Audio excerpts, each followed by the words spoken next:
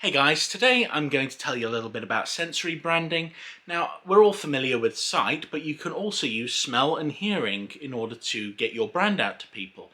So I'll give you an example. You're walking through town at night, feeling a little bit hungry. You walk past an Indian restaurant, and we all have, and we've thought, oh my God, that smells good. So this is using scent to bring people into a business. And it doesn't have to be a restaurant.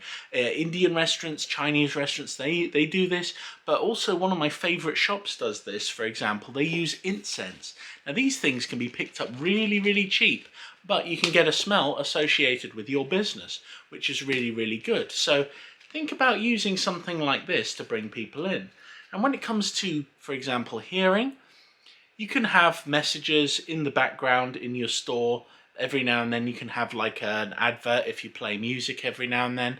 But another example of this would be if you watch an advert and you get something which is really catchy and it gets stuck in your head. Like the old Harry Hastings ad with 0800 00 1066. So all of these little jingles that are there to get stuck in your head, these are all part of sensory marketing, and it is something that you should be employing in your business.